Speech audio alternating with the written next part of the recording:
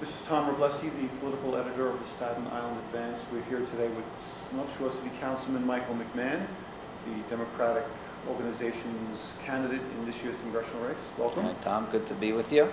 Seems, a streak of one piece of good news after another for the campaign. It's only been since, about a month or so, 5 weeks since you got into the race. Why don't you catch everybody up on what's been happening lately with the fundraisers and different events and things, and how you see the campaign going so far? Sure.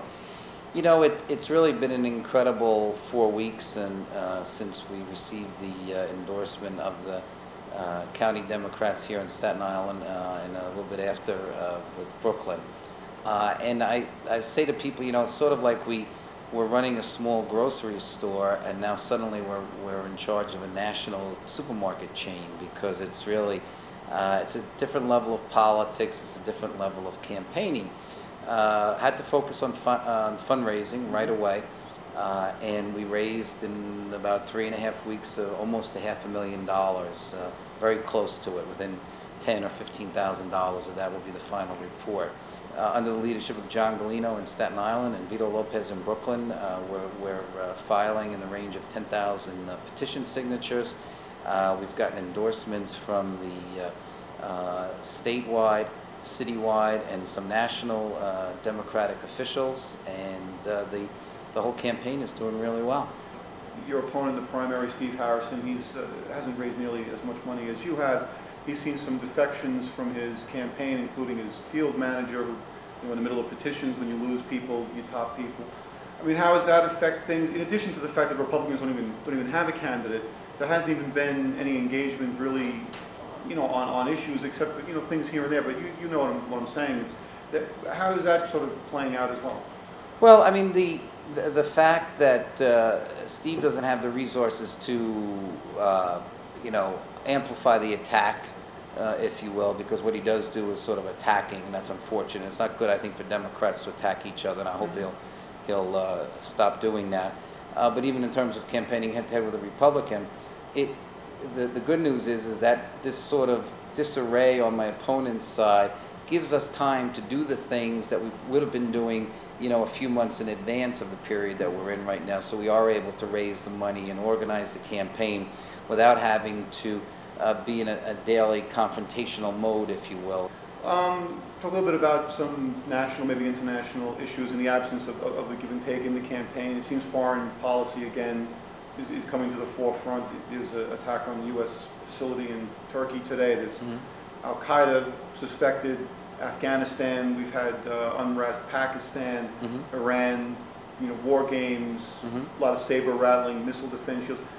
In terms of what the U.S. needs to do in Iraq going forward, also to guard against terrorism, how are you viewing all this? And do you see if you're elected, do you see trepidation, and when you get to Washington, having to deal with perhaps a whole new round of unrest in the Middle East? The problem with what the Bush administration has done over these last few years is that they've squandered a lot of resources. They've squandered American goodwill, and they haven't made any progress in that battle.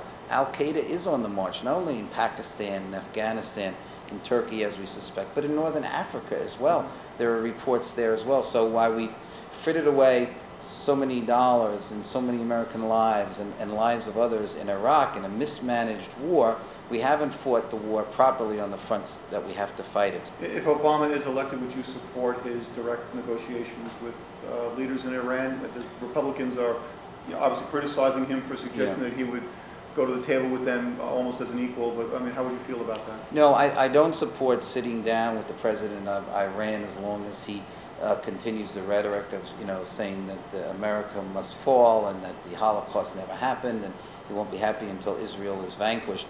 At the same time, I favor diplomacy very strongly, but I think lower level talks should be had, and I think there has to be some parameters before you sit down with him. Otherwise, you give credibility to the hatred, the hateful rhetoric that has come out of this man's mouth. At the same time, I would support President-elect or President-to-be Obama's efforts to responsibly and systematically withdraw from Iraq and bring the political situation to a point there where the Iraqis can maintain their own security. Where are you on the proposals to drill Sure. more drilling in the Gulf, on the eastern part, and also on nuclear energy, which I'm starting to hear more and more people talk about.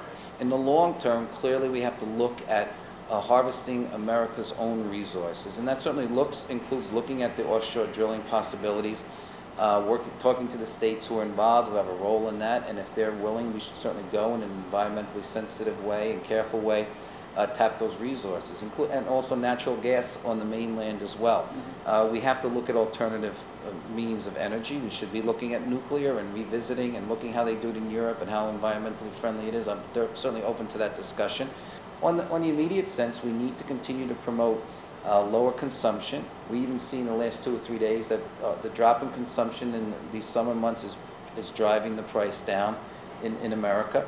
And we really need to look at the issue of speculation, because even you see in the last 2 or 3 days that the action of the investors on the market clearly affects the price. They drive it up, they drive it down, and the government has to get more involved in that, because it's an issue. It's not just a matter of consumer convenience, it's national security. Energy policy is as much an issue with national security as the direct war on terror. The two are so interrelated. So we have to fight this battle on all fronts, and that individual acts, recycling, using better light bulbs, not running the air conditioner when you're not home, not driving the car when you don't have to, switching to the hybrid cars. Those are things that we can all do individually, and then nationally we have to fight it on many fronts as well.